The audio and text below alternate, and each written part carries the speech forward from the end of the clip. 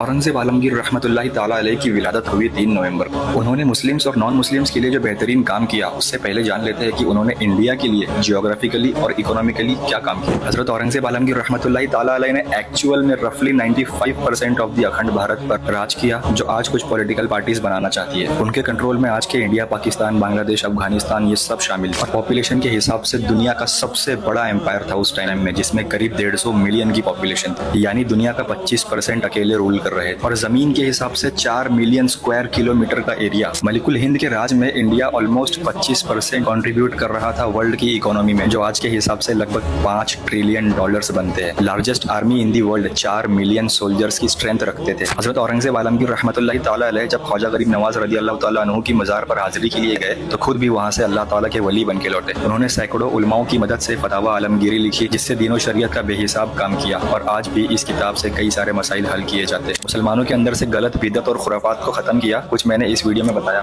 एक तरफ सुल्तानुल हिंद के बारे में कहा जाता है कि उन्होंने कई सारे मंदिर तोड़े और दूसरी तरफ ये भी बताया जाता है कि उन्होंने वाराणसी, गुजरात, राजस्थान, बिहार, असम, इलाहाबाद और ऐसी कई जगह पर मंदिरों को डोनेशंस दिए उनके मेंटेनेंस और रिनोवेशन के लिए। आज हम टैक्स भरते हैं सारी अच्छी फैसिलिटीज और सिक्योरिटी हासिल करने के लिए। औरंगजेब आलमगीर भी टैक्स कलेक्ट किया करते थे, जिसे जिजिया कहा जाता है, जिससे वो लोगों को सिक्योरिटी और सारी फैसिलिटीज प्रोवाइड कर सके। और ये टैक्स बच्चों से, औरतों से, स्पेशली एबल्ड लोगों से और सोल्जर से नहीं लिया जाता था। उस जमाने में हिंदुओं के अंदर पाई जाने वाली सती प्रथा कि जिसमें पति की डेथ हो जाने के बाद पत्नी को भी उसके साथ जिंदा जला दिया जाता था, मलिकुल हिंद ने इस रिवाज को भी खत्म किया और इंसानियत का बेहतरीन काम किया। इतने बड़े बादशाह और इतनी बड़ी इकोनॉमी पर राज करते हुए भी वो अपने हाथ से टोपी सिलकर बेचते और उसी से अपना गुजारा करते। उन्होंने ये भी अहद किया था कि जब मैं इंतकाल कर जाऊँ तो मेरे हाथ कफन से बाहर रखना, ताकि दुनिया देखे कि मैं अपने साथ कब्र में कुछ भी नहीं ले जा रहा।